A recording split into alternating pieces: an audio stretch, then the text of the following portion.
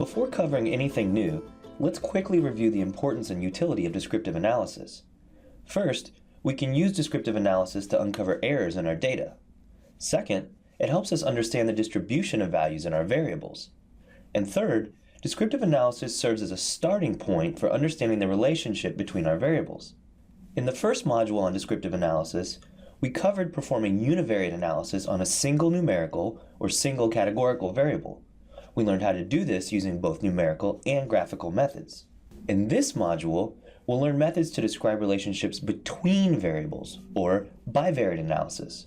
For example, we may be interested in knowing if height differs on average by gender, or if general health differs by presence or absence of a personal doctor. Before performing any such bivariate descriptive analysis, you should ask yourself what types of variables you'll analyze.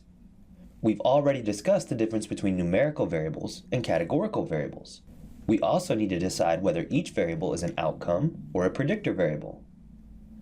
The variable whose value we are attempting to predict, estimate, or determine is the outcome variable. The outcome variable may also be referred to as the dependent variable or the response variable. The variable that we think will determine, or at least help us predict, the value of the outcome variable is called the predictor variable. The predictor variable may also be referred to as the independent variable or the explanatory variable. So going back to our interest in whether or not height differs on average by gender, in this scenario, which variable is the predictor and which is the outcome?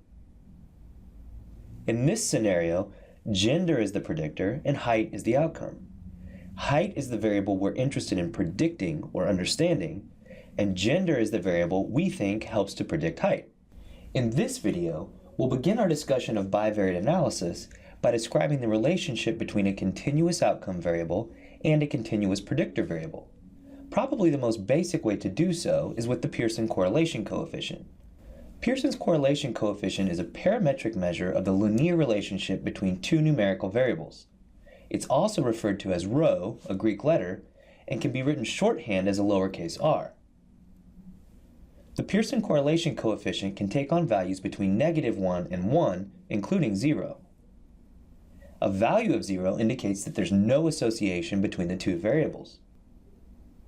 A negative value indicates that there's a negative correlation between the two variables. In other words, as the value of x goes up, the value of y goes down. Or, as the value of x goes down, the value of y goes up. A positive value indicates that there's a positive correlation between the two variables. As the value of x increases, the value of y increases. Or, as the value of x decreases, the value of y decreases. A note of caution: when the relationship between two variables is nonlinear, or when outliers are present, the correlation coefficient might incorrectly estimate the strength of the relationship. Plotting the data enables you to verify the linear relationship and to identify potential outliers. In this first demonstration, we're going to use simple simulated data to develop an intuition about describing the relationship between two continuous variables. We start this demonstration by reading in in-stream data for two variables, x and y. I generated these values in Excel at random. The values of x were allowed to fall between 0 and 100.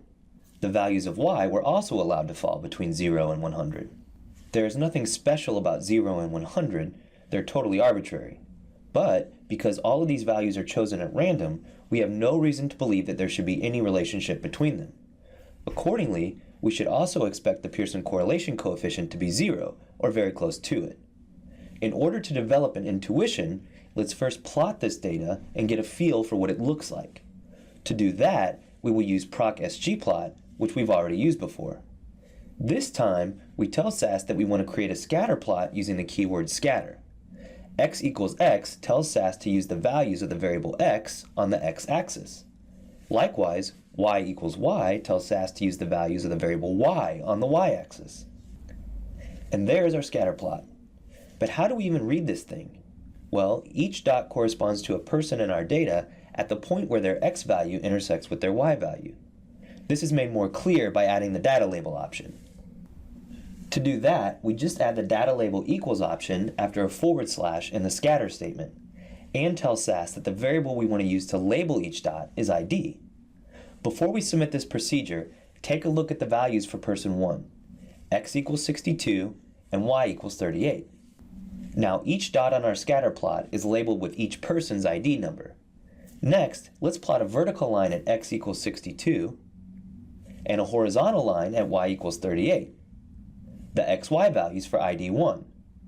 As you can see, the dot representing ID 1 is at the intersection of these two values. Okay, it's more readable now, but we still don't really know anything about the relationship between x and y. Remember, we want to be able to characterize x and y as having one of these 5 relationships. Looking again at our scatter plot, which relationship do you think x and y have?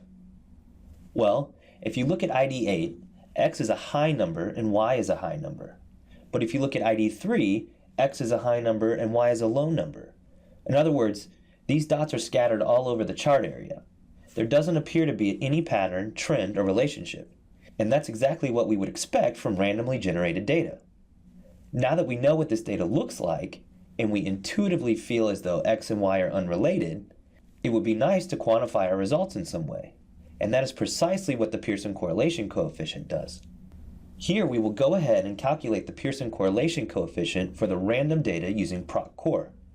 To do so, we type proc, then the keyword core, and the data set we want to use.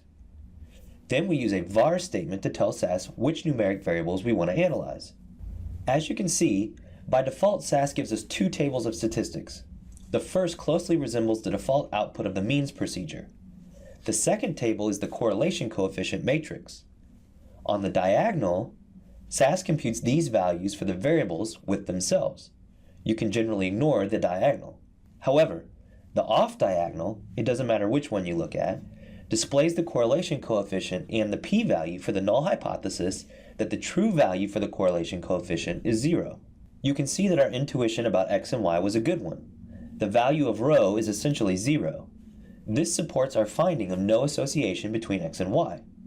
To further bolster our intuition about these relationships, let's also look at positively and negatively correlated data. Here we're creating positively correlated data. In fact, this is perfectly positively correlated. That is, every time the value of x increases, the value of y increases by the same amount. Let's plot this data and calculate a Pearson correlation coefficient. Now instead of being randomly scattered around the plot area, the dots line up in a perfect upward sloping diagonal line. When we check the value of rho below, we see that it's exactly 1. And this is exactly what you should expect from perfectly positively correlated data. How about this next data set? Now, every time x decreases by 1, y decreases by 1. Is this positively or negatively correlated data? This is still perfectly positively correlated data. The values for x and y are still changing in the same direction and by the same amount. The fact that the direction is one of decreasing value makes no difference. One last made-up example here. This time, as x increases by 1, y decreases by 1. Let's plot this data and calculate the Pearson correlation coefficient. And this is what perfectly negatively correlated data looks like. The dots line up in a perfect downward sloping diagonal line, and when we check the value of rho below, we see that it's exactly -1. Of course, as you may have suspected, in real life things are never this cut and dry. Now let's investigate the relationship between continuous variables using some real data.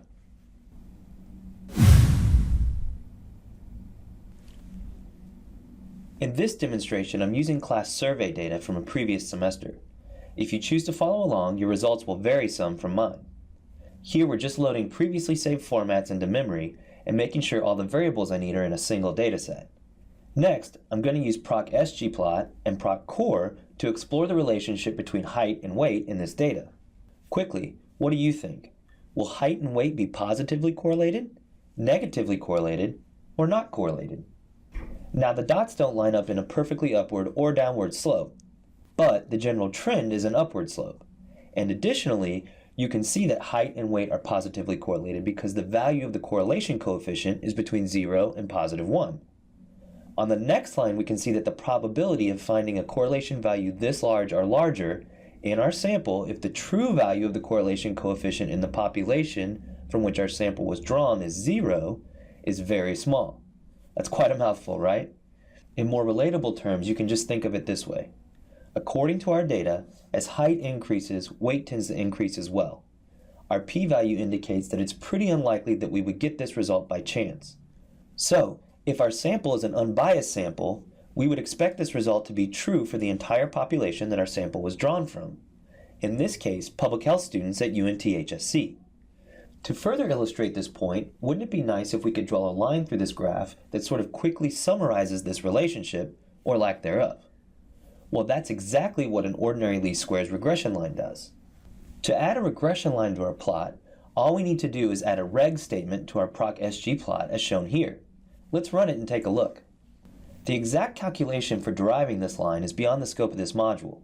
In general, though, you can think of it as cutting through the middle of all your points and representing the average change in the y value given a 1-unit change in the x value.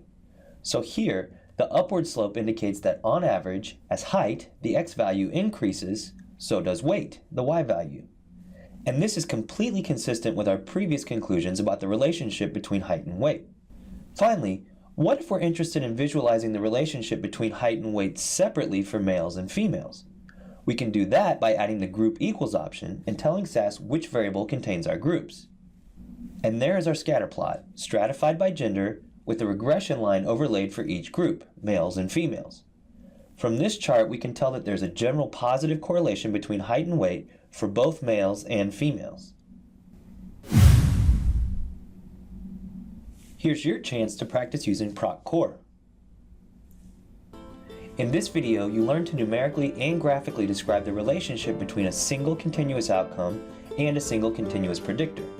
Other videos in this module will expand this concept to other variable types.